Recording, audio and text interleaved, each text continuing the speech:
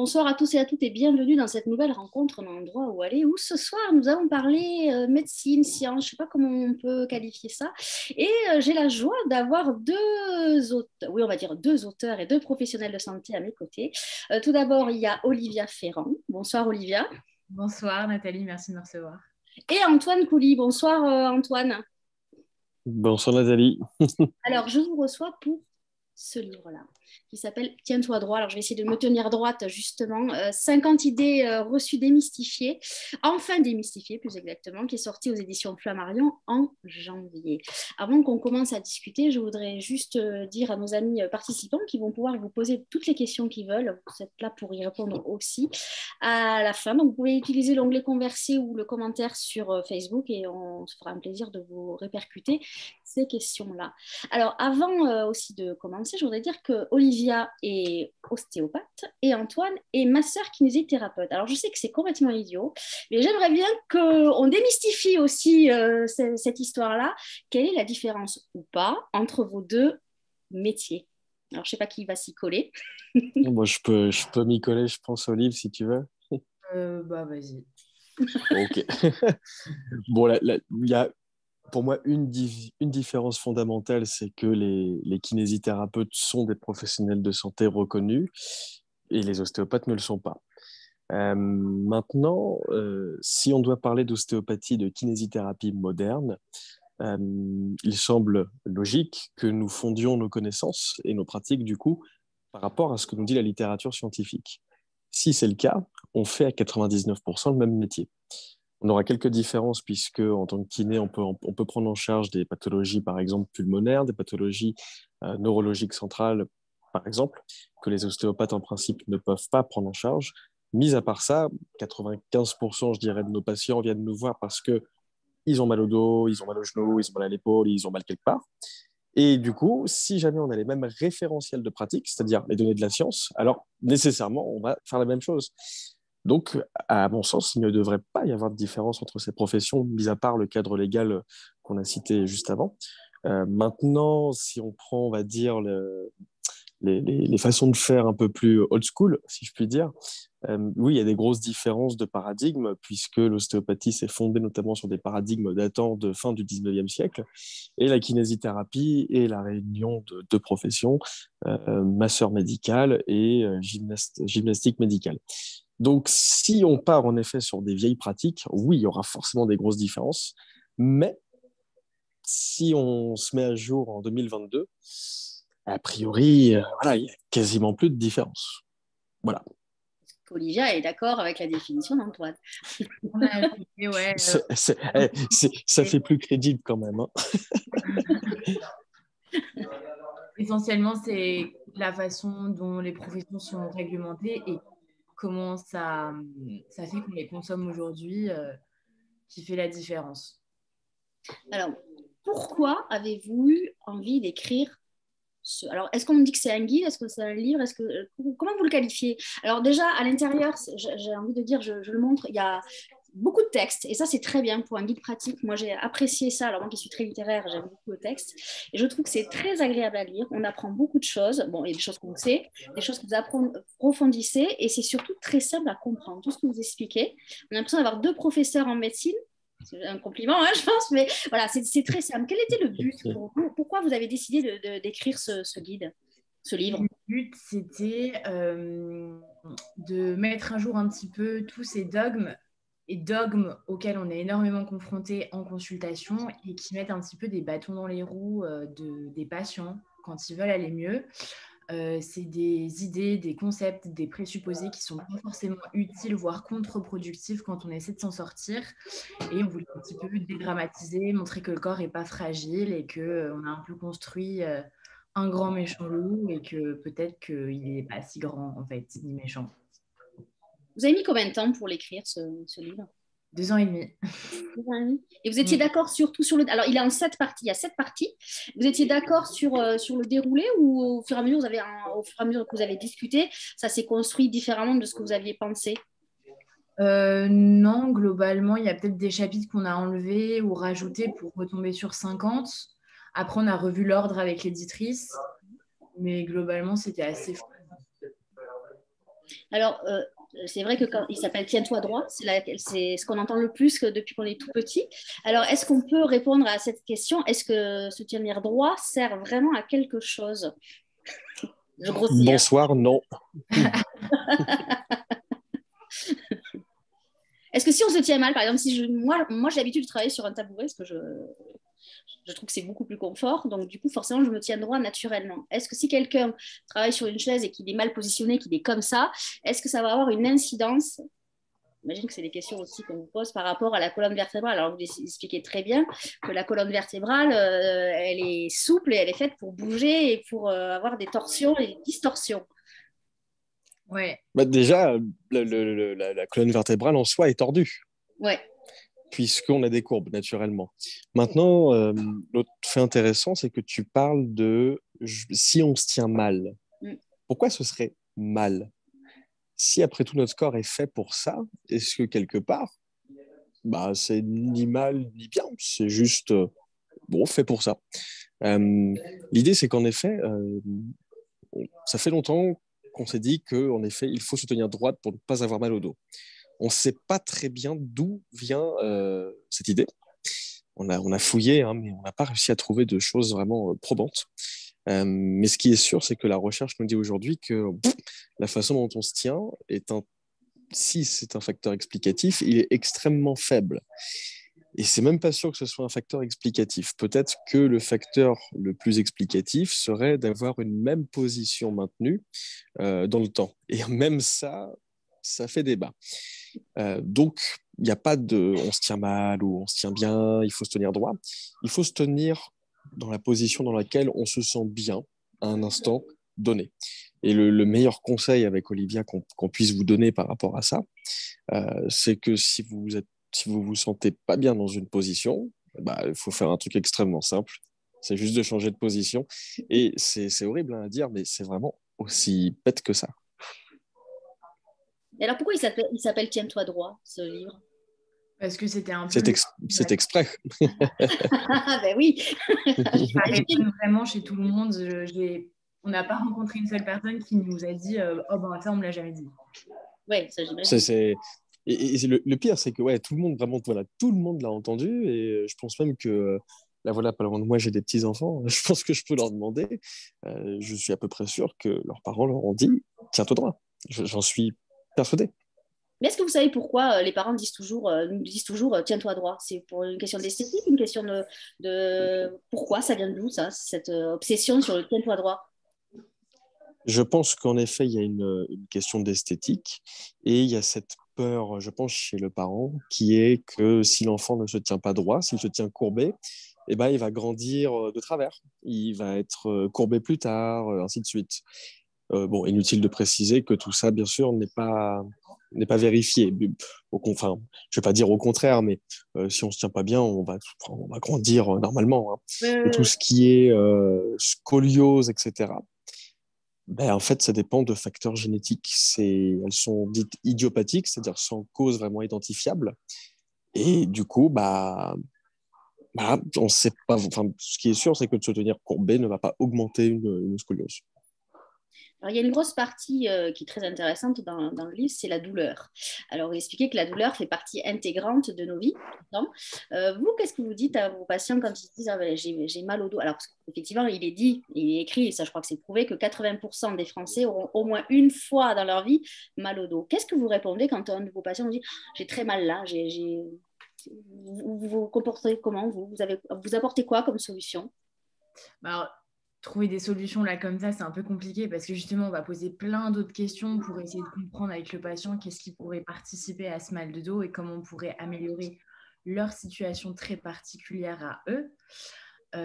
Mais évidemment qu'on ne va pas leur répondre oui, bon, bah, c'est la vie de 80% des personnes, Oui. ça va passer quoi. Ouais. Donc ouais, non, on cherche des solutions qui sont adaptées à eux en creusant, en cherchant des trucs qui sont confortables pour eux, en explorant aussi quelle conception ils ont. Est-ce qu'ils pensent qu'il y a quelque chose d'abîmé dans le dos? Parce que s'ils pensent qu'il y a quelque chose qui est abîmé, bah, du coup, peut-être que c'est cohérent et c'est normal en fait d'essayer de se protéger, de ne pas trop bouger pour ne pas aggraver la situation. Donc l'enjeu, ça va être aussi d'essayer de leur faire comprendre que ça va bien et qu'ils peuvent relâcher un peu tout ce système d'hyperprotection qu'ils ont mis en place. et que ce n'est pas adapté à la situation. Alors, est-ce qu'il y a une part de psychologique? Complètement. En fait, ce qui serait embêtant, c'est de considérer l'individu comme la somme de ses composantes. C'est-à-dire, on a une partie de biologique, on a une partie de psychologique, on a une partie de sociale, etc. Et je pense qu'une erreur qui est communément faite, c'est de considérer qu'un individu est égal à bio plus psycho plus social. Sauf que nous sommes des êtres entiers, si je puis dire, et donc on ne peut pas décomposer. C'est-à-dire que les croyances de l'individu se mélangent avec tout le reste. Sa biologie se mélange avec tout ça, sa psychologie se mélange avec tout ça. Donc en fait, si on prend en charge des patients, ça veut bien dire qu'on prend en charge des individus, et donc qu'on prend en charge ces trois sphères en même temps. Qu'on essaie de décomposer pour trier, si je puis dire, parce que bien sûr, on a besoin de trier, mais c'est peut-être une erreur. Et ce qui est sûr, c'est qu'on ne prend pas en charge une maladie, on prend en charge un individu. Et ça, c'est une notion fondamentale à comprendre, je pense, dans le monde du soin. Alors, est-ce que ça vous est arrivé, ça j'imagine que oui, qu'un patient vous dise, bon, ben, finalement, ça sert à rien, je suis venu vous voir X fois, mais j'ai toujours mal. Donc, finalement, vous ne servez à rien. Oui, c'est déjà arrivé, bien sûr. Méchante, hein, mais... Ce serait, non, mais ce serait, voilà, y a pas de problème. Enfin, ce serait mentir que de dire non, non, non, c'est jamais arrivé. Je pense qu'avec Olivier, on adorerait que ça se passe comme ça, que ça n'arrive jamais. Mais bon, est-ce que c'est manque de compétences, manque de compréhension par rapport à l'individu? Vraisemblablement, je pense qu'il y a un mix des deux. Et alors, sans vouloir me donner des compétences que je n'ai pas, mais les surestimer, pardon, mais je pense que parfois, si on n'arrive pas à bien comprendre un individu, et on a plus de chances de se foirer que de réussir, je pense.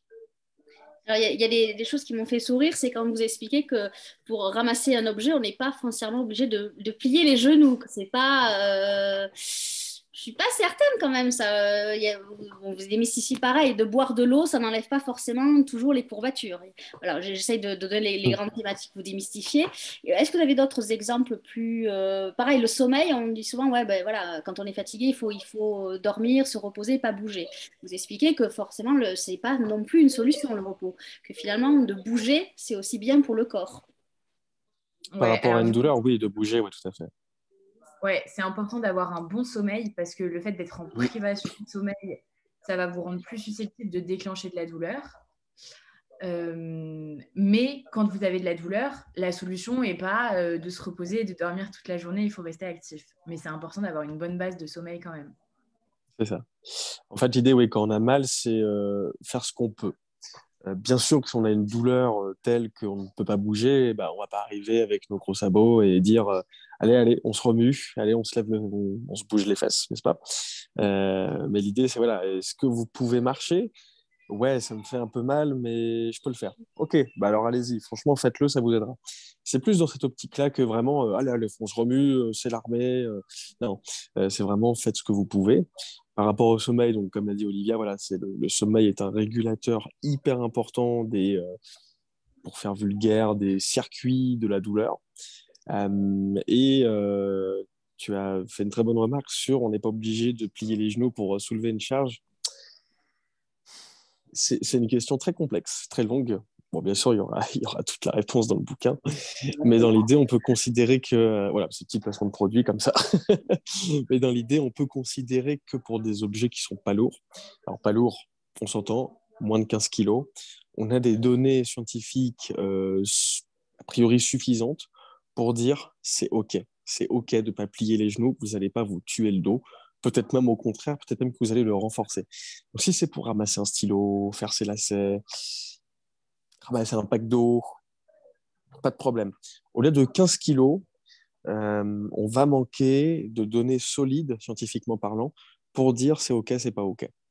Donc nous, ce qu'on conseillera, c'est plutôt de dire, bon, au-delà de 15 kilos, on n'est pas sûr.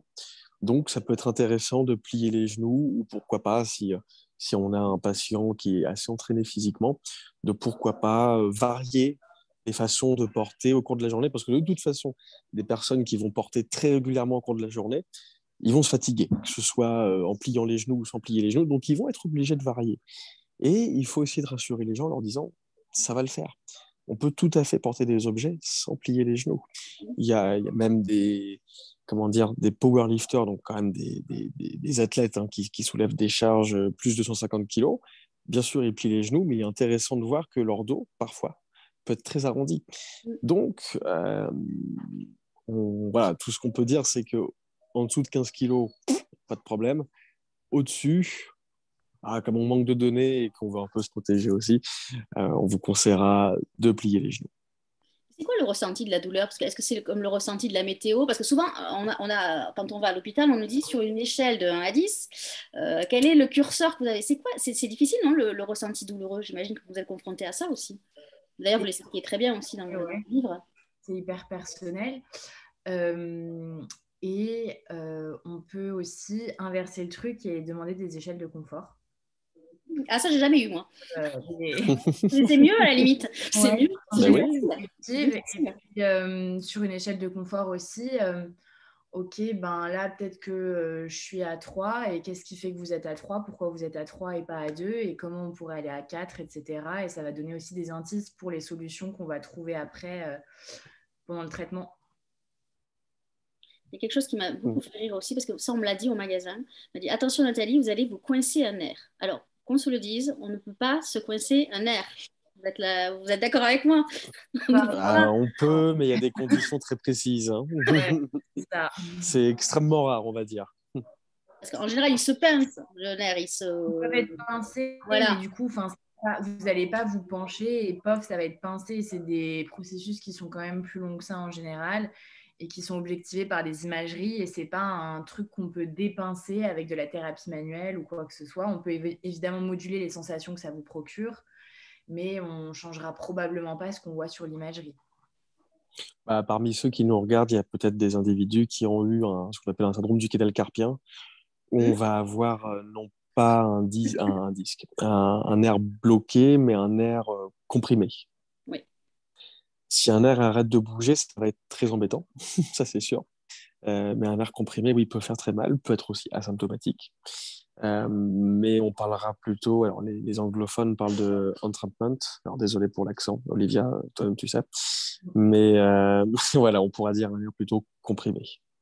Ah oui, ça fait très mal. Parce et que ça moi, arrive. Le nerf cubital coincé dans la goutière. Vous, ça doit vous parler. Ah oui. Extrêmement mal. Donc, oui. On peut imaginer, oui. Non, moi, ce qui m'a plu dans ce livre, c'est que déjà, on comprend tout. On a l'impression qu'on nous explique que tout est simple, que tout découle. Vous donnez des exemples qui sont super ludiques. Donc, voilà.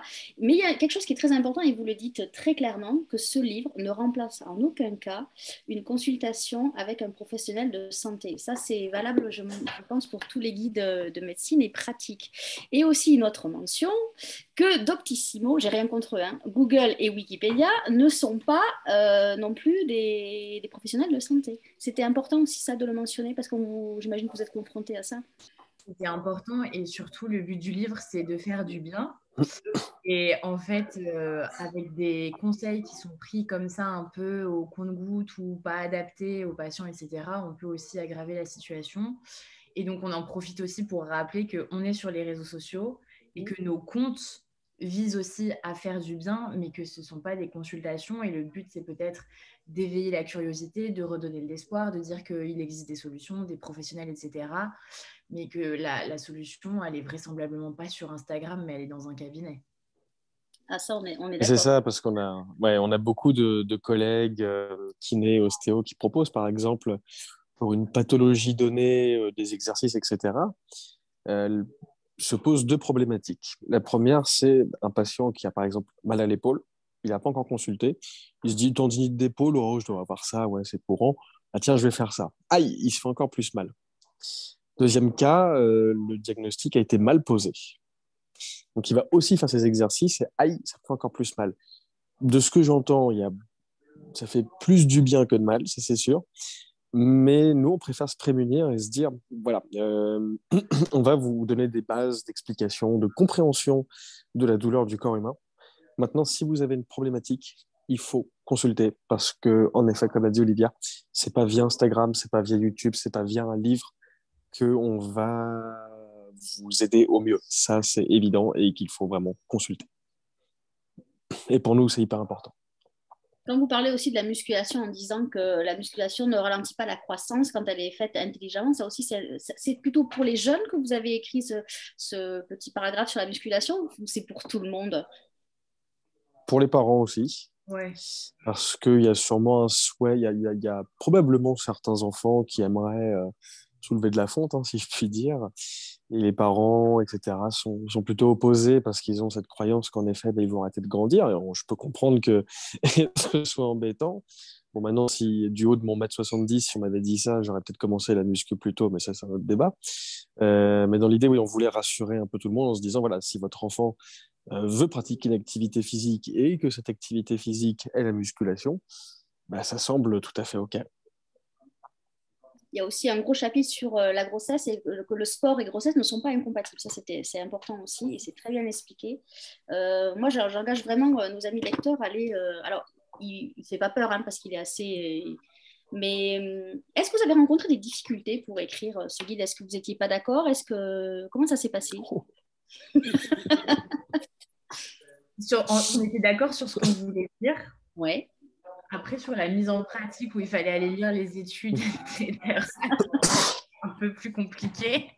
On a passé quelques week-ends sympas, ouais. On n'a pas le même background. Mais nous, globalement, ce qui était plutôt facile, c'est que sur le fond, on était d'accord et on savait plutôt bien où est-ce qu'on voulait aller. Ouais. Et voilà, après, j'avais rien d'intéressant à rajouter, pardon. Le travail avec l'éditrice, ça se passe comment? Parce que bon, l'éditrice, elle n'est pas dans le domaine médical. Donc vous avez des sources, vous apportez votre savoir-faire. Comment ça se passe avec l'éditrice, le travail là-dessus? Elle vous aiguille en disant c'est trop long, c'est trop court, c'est pas assez ludique. Ça s'est passé comment? Bah, justement, c'était hyper intéressant parce que ce livre, il s'adresse à des gens qui ne sont pas dans la santé. Et donc, typiquement, il s'adresse à des gens comme notre éditrice, en fait. Donc, c'était hyper intéressant d'avoir son retour, etc. Effectivement, elle nous a aiguillés sur détailler un petit peu plus les populations pour que le lecteur puisse s'identifier, se reconnaître, etc. Des choses comme ça. C'est ça. C'était beaucoup de... Alors, Élise, si tu nous regardes, excuse-moi d'avance. Beaucoup de conseils de forme, en fait, c'est-à-dire comment on va vendre le fond qu'on veut amener. Et du coup, bah, grâce à elle, ce livre est devenu vivant, en fait, parce que sinon, ça aurait été une espèce de ramassis pseudo-scientifique, un ramassis d'essais scientifiques qui aurait été imbuvable et inintéressant au possible. Que grâce à Élise, on a réussi à développer un peu les études sans trop les développer pour pas que ce soit barbant. On a pu éventuellement jouer sur quelques notes d'humour, etc. Bref, grâce à elle, on a pu rendre vie à ce livre. C'était ça vraiment, c'était très intéressant comme travail. Je rassure, c'est très réussi parce qu'effectivement, oui, on lit ça comme si c'est pas barbant. Quoi. Je veux dire, on aurait presque envie que ça continue un peu plus, qu'il y ait d'autres sujets qui soient développés. Est-ce que vous pensez qu'il y aura un tome 2 ou ça va rester que sur les 50? On ne va pas aller à 100 idées démystifiées. Ouais, je pense qu'il faut demander à notre éditrice du coup. Et alors, quand on dit je fais Mais, un faux mouvement, il se passe quoi? C'est vrai, c'est quoi cette expression? J'ai fait un faux mouvement et je suis bloquée. Est-ce que c'est possible ça? J'ai fait un faux mouvement, je suis bloquée. Bah, celui-là, il est particulier parce que c'est hyper français et que c'est pas une notion qu'on retrouve dans le monde anglo-saxon et donc le monde de la littérature scientifique. Donc, il n'y a pas d'études à parler là-dessus.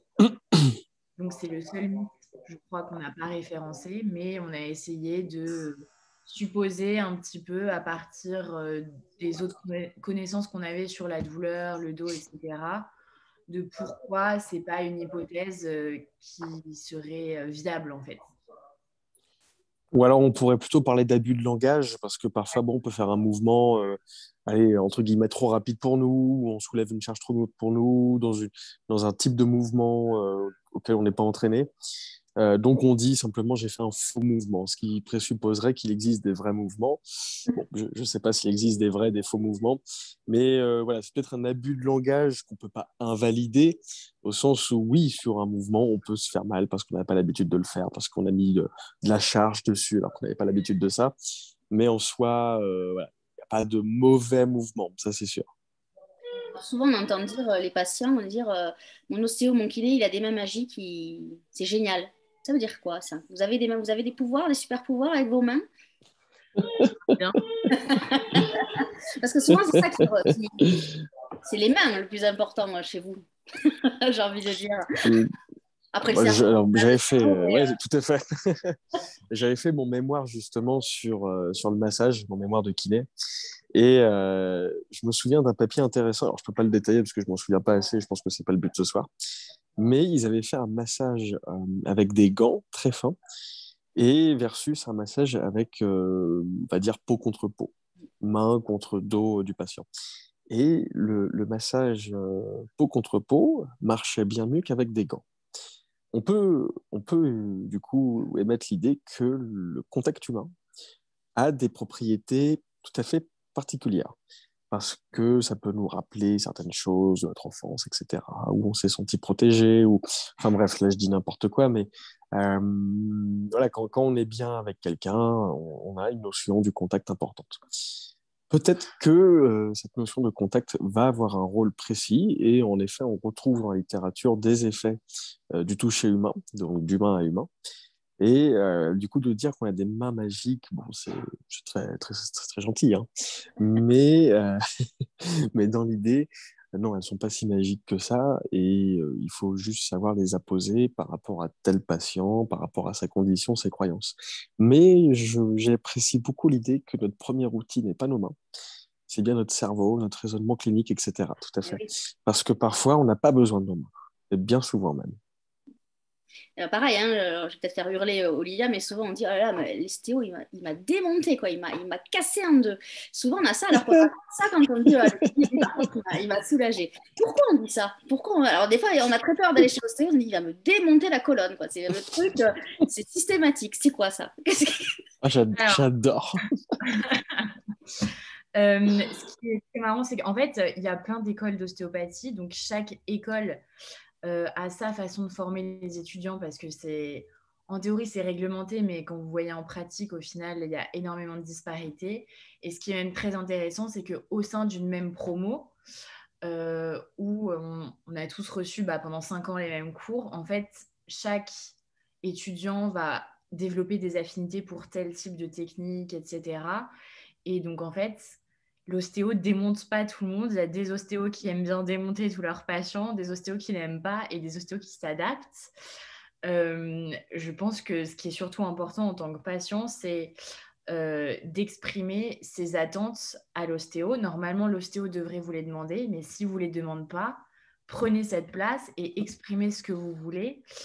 Parce que c'est ce qui est très probablement susceptible de vous faire du bien, en fait. C'est vrai que j'ai grossi un peu le trait, mais c'est vrai que souvent, il y a plus d'appréhension d'aller chez un ostéo que d'aller chez un kiné. Je ne suis pas la seule à le dire. Ouais, parce que le kiné, on se dit qu'il va nous masser, donc c'est cool. Ouais, il y a des massages des fois qui font mal, hein. Ouais. Bon, de toute façon, que vous alliez chez Olivia ou chez moi, dans tous les cas, ce sera des squats et du soulevé de fonte. Alors, je vais vous dire. Ouais, c'est pas mal. Est-ce que vous appliquez ce que vous avez écrit là? Bah non. C'est le vieux dicton, fais ce que je dis, fais pas ce que je fais, évidemment. Bon, je crois qu'on en applique une bonne partie quand même. Bon, lesquels j'ai même plus le livre en mémoire, c'est dingue. Mais bon, je crois qu'on en applique une bonne partie quand même. Et alors pourquoi chacun, toi Antoine, tu as voulu devenir kiné et toi Olivia, ostéo. C'est quoi qui vous plaît dans ces métiers-là? Tu commences? J'y vais. Allez Olivia. On cherche. Ok. Olivia. Moi, je voulais faire médecine de base. J'ai fait et j'ai raté d'ailleurs. Et du coup, j'avais un ami en ostéo qui était donc en ostéo pendant que j'étais en médecine et tout. Il me racontait ses trucs et au final, je me disais, ah ouais, c'est peut-être pas si tordu que ça en fait, etc. Parce que j'étais plutôt cartésienne et je me disais que c'était un truc pas prouvé et que c'était un peu pourri.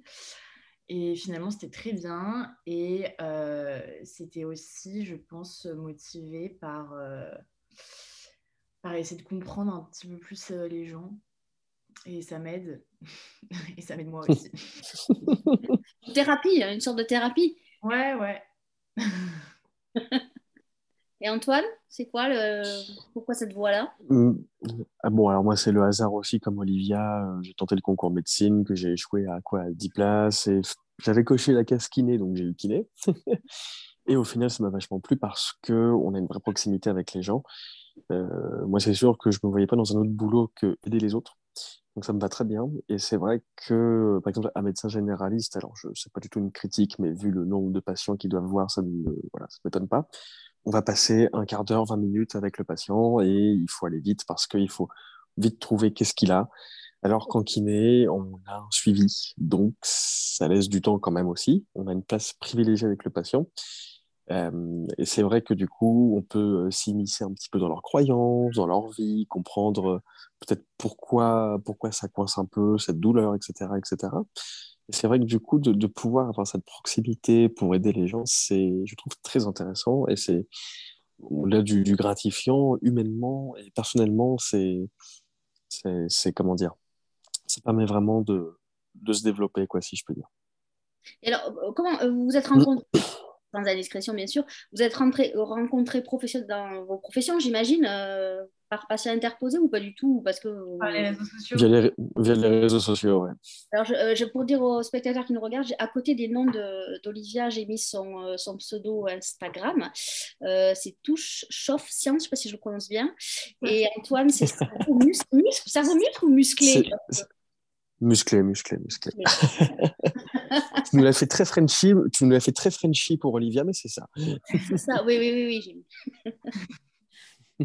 Et donc, tout de suite, ça a été une évidence que vous alliez faire ce livre ensemble. Olivia, tu l'aurais pas fait avec quelqu'un d'autre. Attention à ce que tu vas dire, ce qui t'écoute là. Non, franchement, non. Bah, en vrai, pour l'anecdote, on prenait un verre, on parlait boulot, et on s'est dit, si on faisait un livre en fait là-dessus pour que ça puisse toucher un maximum de gens. Ah ouais, vas-y, on y va. Voilà, ça s'est fait comme ça. Et alors là, quand on décide de faire un livre, on dit, mais on va chez qui, quel éditeur? On se pose la question. On se dit, mais comment on écrit un livre pratique? Nous, on dit ça, on le met, nous en librairie, on le met dans les guides pratiques santé bien-être, puisqu'il y a un rayon qui s'appelle comme ça. Comment on décide? On fait quoi? Un annuaire? Vous avez une idée? On commence à écrire, à faire des recherches, etc. Et je crois qu'en fait, on a fait comme ça pendant 1 an sans éditeur, on a tout terminé. Et ensuite, Un peu moins, jusqu'en mai, si je dis pas de bêtises, Olivia. De novembre 2020, 19, je sais plus. Novembre 2019. De novembre à mai, quoi, à peu près, on a fait ça. Ouais. Et ensuite, on a pu trouver l'éditeur en juin, tout à fait, donc Flammarion. Mais vous trouvez comment? Mais au début, on s'est dit, alors ça, c'est via des contacts privilégiés que nous avons, grâce au réseau, justement. Parce que j'avais démarché, je crois, 2 éditeurs. Alors, me demande plus lesquels, je ne sais plus. J'ai jamais eu de retour. Jamais, jamais, jamais, jamais.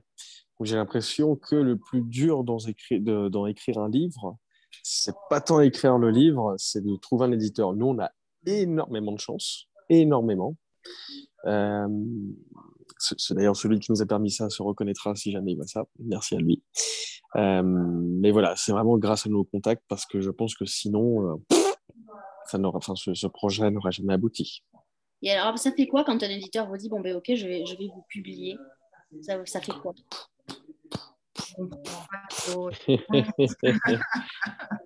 Parce qu'un auteur de roman, je veux dire, quand on lui écrit, un éditeur lui écrit, il se passe des choses dans sa tête quand même. On se dit, je vais être publié, c'est-à-dire. C'est génial. On se dit, le projet plaît, le projet intéresse. On se dit, c'est super, quoi.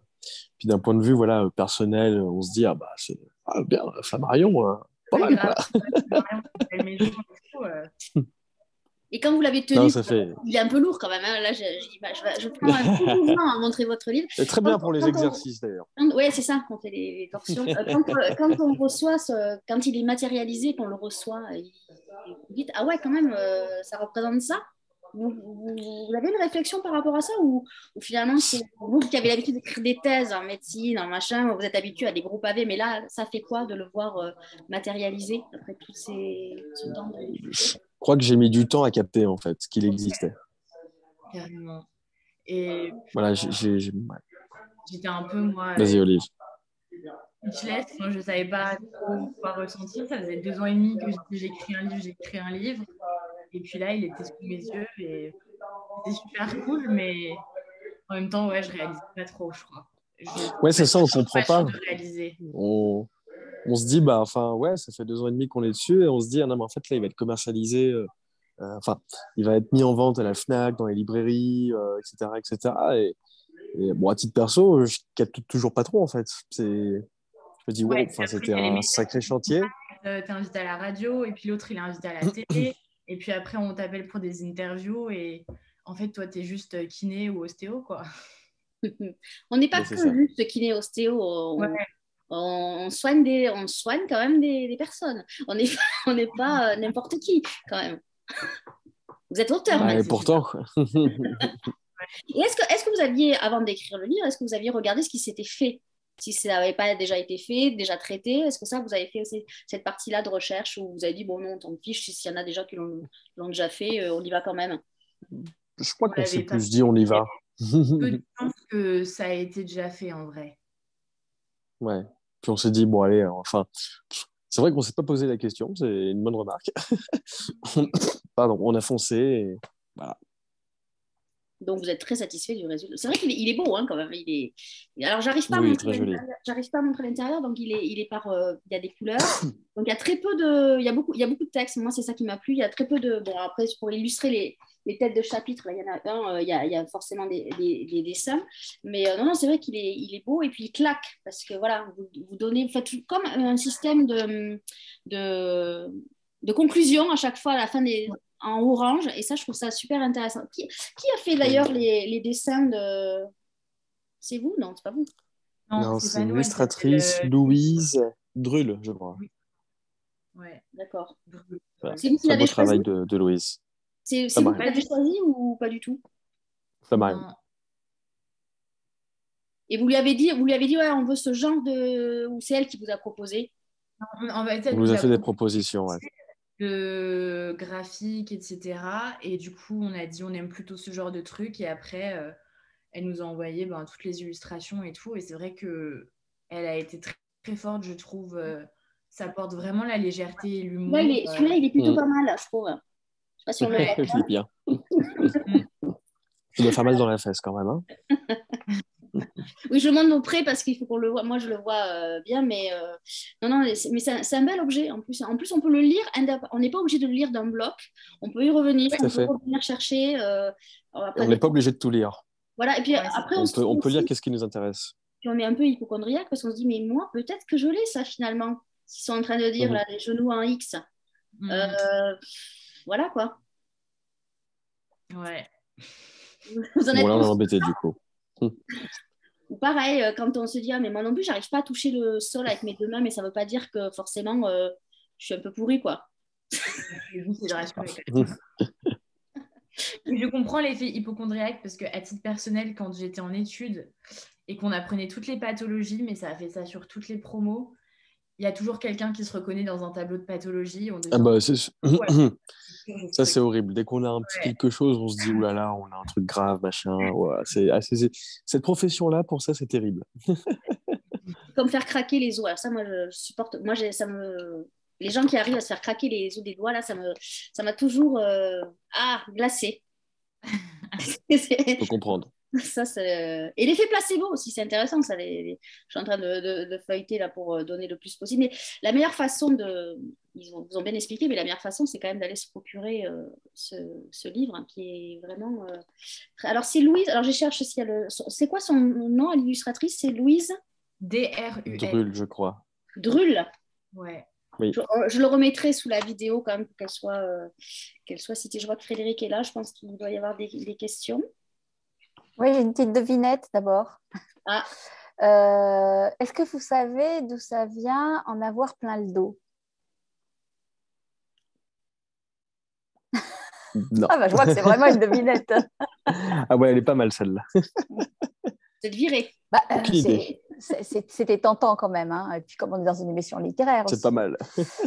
Alors, c'est une expression française qui remonte au 19e siècle et qui est évidemment basée sur l'euphémisme où le terme dos a remplacé le terme cul pour rendre l'expression moins obscène. Parce qu'en avoir plein de cul, ça a remonté au 16e siècle et c'était un ras-le-bol qui était extrêmement vulgaire. Et donc, on trouve dans Émile Zola, dans Peau bouille, ce petit extrait: voyons, est-ce une vie, jamais un liard, toujours resté en affront à propos des moindres bêtises, j'en ai plein le dos. Voilà. J'ai oublié de Donc dire c'est quand Émile même, Zola qui aurait introduit ça. Exactement. je fais juste une parenthèse, c'est quand même Olivia et Antoine ont quand même cité une citation de Voltaire dans leur livre, donc on peut dire qu'il y a de la littérature dans ce livre aussi. On peut la voir, On a la tenté. citation? C'est l'art de la médecine consiste à distraire le malade pendant que la nature le guérit.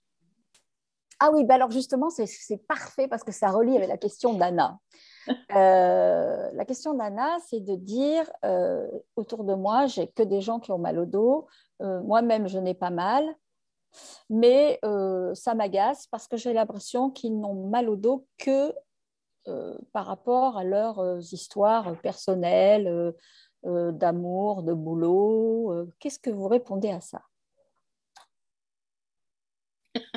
Tu vas nous les coller Olivia, tout tu fais essayer? Eh ben, je dirais que, comme disait Antoine tout à l'heure, on traite des personnes entières. C'est très compliqué en fait de dissocier le psycho du bio et du social. Donc, c'est très certain que ça a probablement une influence sur l'expérience qu'ils sont en train d'avoir de leur dos. De là à pouvoir dire que c'est que ça, on ne sait pas en fait. Et comme toujours, c'est toujours la conclusion, mais ça mériterait consultation en fait. Ce qui peut être intéressant pour comprendre ça, c'est que c'est vrai que parfois il y a des individus qui ont mal et qui nous le font savoir, et on peut trouver ça agaçant.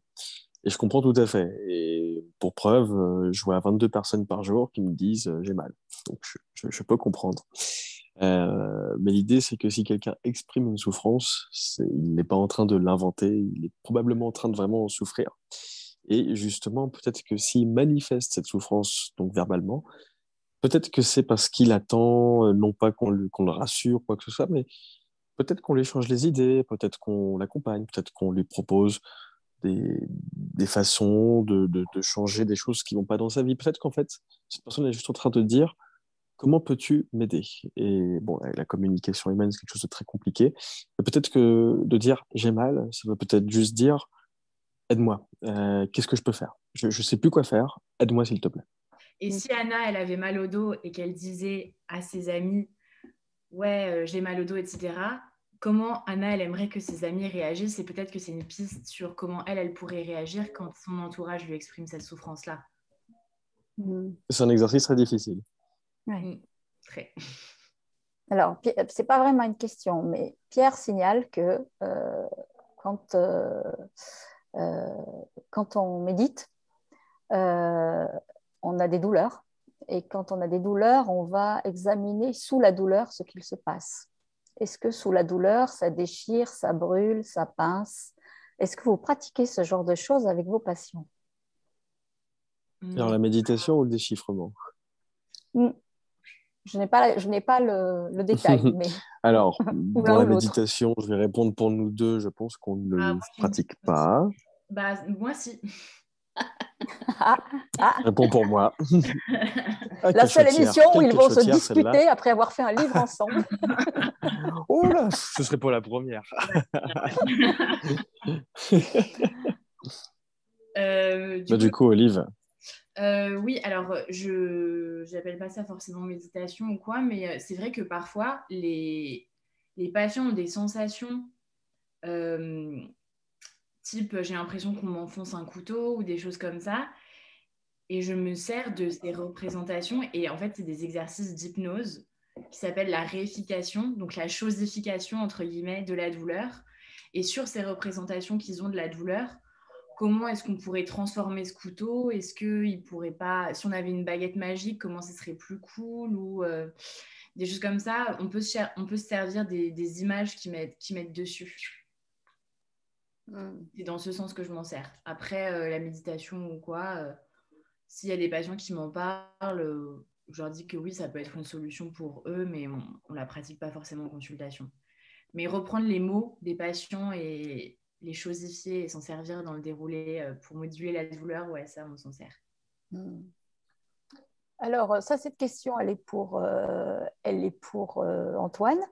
Laurence dit on n'est pas dans une culture où le massage se pratique naturellement. Enfin, on va dire que ça vient, le massage des bébés, le massage des gens, etc. Comment vous expliquez ça et est-ce que c'est en train de changer selon vous? Alors, c'est une super question. C'est vrai qu'il y a des cultures, notamment en Asie, où le massage, c'est hyper important. Maintenant, pourquoi en Occident, c'est peu pratiqué au final pour son propre confort? En vraisemblablement parce que ce n'est pas dans nos mœurs et donc du coup, on ne le fait pas. Est-ce que c'est voué à changer? Alors, je vais essayer de parler pour moi-même du coup. Je dirais que les gens ouais, vont chercher des façons de se faire du bien. Et il est possible qu'en effet, le massage puisse évoluer. Alors, à titre personnel, j'ai l'impression que les gens se font de plus en plus masser, sans pour autant que ce soit exorbitant, mais a priori, c'est un virage comme ça. Mais je peux penser qu'en effet, où on vit dans un monde quand même un peu compliqué, dans des temps compliqués, on cherche à relâcher un peu de pression, à se faire du bien. Et c'est vrai que le massage fait tout à fait partie des techniques de bien-être. Donc, tout ce qui est méditation, tout ce qui est massage, tout ce qui est etc., vont vraisemblablement continuer d'augmenter puisque ça fait du bien. Alors, Clémentine dit, je pourrais presque situer son âge. Elle dit il y avait eu un livre très célèbre qui s'appelait Mal de dos, mal du siècle. Mais c'était dans le siècle dernier. Est-ce qu'on est à nouveau dans la même évaluation dans ce siècle-ci, selon vous? Je dirais que le mal de dos, bien sûr, reste une problématique hyper importante et paradoxalement, on en sait de plus en plus, mais ça continue d'augmenter. Donc, est-ce qu'on s'y prend bien? Peut-être, peut-être pas. Maintenant, peut-être que le nouveau mal du siècle serait notre sédentarité, où on est venu à recommander 10 000 pas par jour. On en est arrivé donc à remonter quelques siècles en arrière, à l'époque Empire romain, etc., où les individus marchaient un nombre de kilomètres pas possible, voilà, il faut essayer de marcher 10 000 pas par jour. Donc la sédentarité est un gros problème. Est-ce qu'il y a un lien entre mal de dos et sédentarité? Peut-être. Est-ce qu'il y a un lien entre on vit dans un monde pas possible et mal de dos? Peut-être aussi. Est-ce qu'il y a un lien entre, on nous a dit depuis toujours, depuis qu'on est tout petit, attention à ton dos, tu vas avoir mal, tu te feras mal plus tard, avec le mal de dos? Peut-être qu'il y a un lien aussi. Donc, pas facile de dire est-ce que c'est le mal du siècle? Alors, oui, parce que je crois que c'est la première pathologie douloureuse dans le monde. Donc oui, c'est le mal du siècle. Mais est-ce que ce mal, quelque part, pour reprendre l'image de la méditation, ne cache pas d'autres choses? Hmm. Oui, cette sédentarité, elle revient plusieurs fois dans les messages qui ne sont pas forcément des questions, Oui, justement de dire, en fait, il y a une façon de considérer le corps, de moins l'écouter et de le mettre à l'épreuve, puisque, mais encore dans certains pays, les femmes accouchent, elles rentrent des champs, elles accouchent, ce qui n'est pas du tout notre cas. Enfin, je veux dire, il y a quand même eu un moment où il fallait se tenir tranquille parce qu'on allait avoir un bébé. C'est tout juste si on n'était pas une amphore posée sur la cheminée. tout à fait. Alors qu'en réalité, ça va, non? Il est probable que sur certains aspects, on a voulu en faire trop, et sur d'autres aspects, pas assez. Ça, c'est possible, oui. En tout cas, expérience personnelle, je peux vous dire que dans le Kerala, on vous masse, on vous enduit d'huile de la tête aux pieds et on vous masse sur une toile cirée. Je vous laisse imaginer ce que ça peut donner quand on vous lance comme ça, on vous rattrape, etc. C'est Ah, c'est éprouvant. intéressant. C'est la médecine ayurvédique, mais très efficace. Hmm, Très, très efficace. Parfois douloureux. Le massage en lui-même. je Je veux peux bien imaginer. voir. Est-ce que vous allez, vous, justement, dans d'autres pays, voir ce qui s'y passe au niveau des techniques de massage, de médecine, d'ostéopathie? Est-ce qu'il y a des techniques différentes d'ostéopathie, par exemple? En ostéopathie, J'avoue que j'ai pas eu la curiosité d'aller voir, mais qu'en ce moment, j'ai un peu la bougeotte de faire le tour du monde. Donc, je trouverais ça cool aussi d'aller, pas faire que la touriste, mais de voir aussi ce qui se fait localement, entre guillemets. Moi, j'avoue que j'ai Antoine? voyagé quasiment seulement dans des pays occidentaux. Et donc, forcément, on a grosso modo les mêmes pratiques. Mais bon, de ce que je peux voir très... Bon, remarque, je m'étais intéressé pas mal à tout ce qui est chamanisme, etc. Donc là, tout de suite, on va être dans des registres très différents. Je veux bien croire qu'il y a quand même un socle commun mondial, si je puis dire, aux connaissances sur la kinésithérapie, l'ostéopathie, mais que forcément, comme on a des cultures très différentes, des cultures du soin très différentes, eh bien, on va nécessairement trouver des différences. Par exemple, l'acupuncture en Chine, ça a été énormément remis au goût du jour par Mao. Et du coup, forcément, c'est fortement ancré dans leur culture.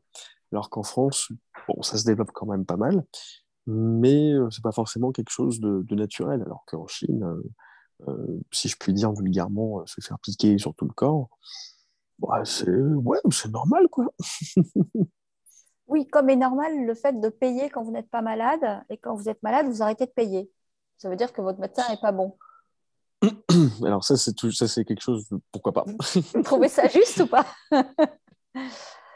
C'est pratiqué C'est en pas, Chine. oui, j'ai jamais entendu parler de ça. Je trouve pas ça délirant. Je trouve ça d'un côté logique. De l'autre côté, je trouve que notre système où on a un problème, on a besoin d'un service, je trouve pas ça irrationnel non plus. Donc dans les deux cas, ouais, je trouve ça hyper intéressant. Et bon, après, c'est vrai que si les médecins chinois, il y a beaucoup plus de gens sains que de gens malades, bah, c'est tant mieux pour eux, hein. Bon, alors le prochain livre, ça va être de tous les pays, ce qui se passe, votre Ça tour du pourrait être monde. intéressant. Enfin, ouais. Ça pourrait être très intéressant. Alors moi, j'ai plus de questions. J'en ai une. Moi, j'en ai une. Je voudrais T'en as savoir une? si Olivia et Antoine sont des lecteurs. Ah. Et est-ce qu'ils ont un conseil de lecture? Qu'est-ce qu'ils lisent en ce moment? Ou là, ils vont me dire non, on ne lit pas du tout, on ne lit que des traités de médecine. Merci. Et on en lit beaucoup, en effet.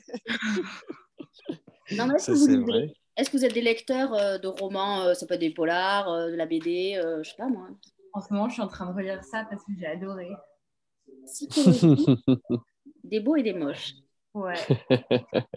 Tout un programme. La psychologie. Et voilà, je prends très peu le temps de lire, mais celui-là, j'ai particulièrement aimé. Et j'aimais beaucoup lire avant, mais j'ai un peu lâché l'affaire, j'avoue, et que maintenant, je suis plus passée sur les articles scientifiques. Antoine, c'est Ça pareil? prend beaucoup de temps. Ouais, j'aime bien lire quelques. Alors, je lis pas. Enfin, c'est plus des traités enfin, des traités, des romans de vulgarisation, si je puis dire, autour de l'espace. On m'en a offert un très sympa. C'était le titre exact. Dieu, la science et l'épreuve, je crois. Le titre exact. Ou des classiques type Albert Einstein, Stephen Hawking, qui sont, je trouve, des vraies sources de réflexion par rapport à notre petite place sur l'univers, où ça nous fait dédramatiser un petit peu aussi notre condition. Donc, c'est hyper intéressant. Et puis, je suis un grand fan de BD, tout ce qui est Lucky Luke, Astérix et compagnie. Ah, ça me rassure, vous ne lisez pas que des choses scientifiques. Et beaucoup, quand même. Votre cerveau va fumer, hein. Au bout d'un moment, il va falloir. En tout cas, moi qui ne lis que des romans, j'ai été ravie de faire une exploration. Honnêtement, je dis sincèrement, dans Tiens-toi droit, 50 idées reçues, enfin démystifiées, je conseille vraiment à nos amis lecteurs d'aller en librairie se le procurer parce qu'on apprend plein de choses. On passe un très bon moment. Et puis en plus, on peut aller le regarder quand on veut. On peut poser, aller le rechercher. Et puis on pourra le relire dans 2 ans. Je pense que ça ne bougera pas. Peut-être que ça va évoluer, peut-être que d'ici là, ils nous auront fait un tome 2, si l'éditeur nous entend, bien sûr. Ils sont d'accord, voilà. Non, non, non, mais voilà. Donc, c'est sorti chez Flammarion. N'ayez pas peur. Il est un peu épais, mais bon, pas plus qu'un roman, hein, on va dire. Donc, voilà. Donc, ça, c'est Tiens-toi droit. Retenez bien leur nom. Peut-être que ça serait bien de ne pas le lire dans la position. Peut-être que ça serait bien de ne pas lire dans la position dans laquelle. Alors, j'en profite d'être sur un canapé, du coup, je me permets, mais le lire comme ça, c'est très bien aussi. Couverture, parce que franchement, ça. Et donc, je rappelle, donc, les illustrations sont bien de Sophie Drull. Louise, pardon, pas Sophie, Louise Drull, je le remettrai sous Louise Drull. Voilà, c'est bien ça, Drul, D-R-U-L. Je remettrai la référence aussi des livres que vous avez donnés sous la vidéo. En tout cas, un grand merci d'avoir été avec nous ce soir. Avant de vous laisser le mot de la fin, nous, on se retrouvera lundi avec Valérie Cohen, qui a sorti un livre hier chez Flammarion, un roman qui s'appelle Qu'importe la couleur du ciel. Donc, Olivia Anton, je vous laisse le mot de la fin, tout simplement. Olivia, je t'en prie, je sais que c'est dur pour toi. Il n'est pas fragile et vous n'êtes pas autant en carton qu'on a essayé de vous le faire croire. Et bon, alors c'est très bateau, mais j'aime bien cette citation. Je crois que c'est Albert Einstein qui disait, s'il n'y a pas de solution, c'est qu'il n'y a pas de problème. Pas mal. Pas mal. En tout cas, un grand merci. Je vous souhaite tous les deux une bonne soirée. Et puis, allez en librairie, il est là. Et Merci beaucoup.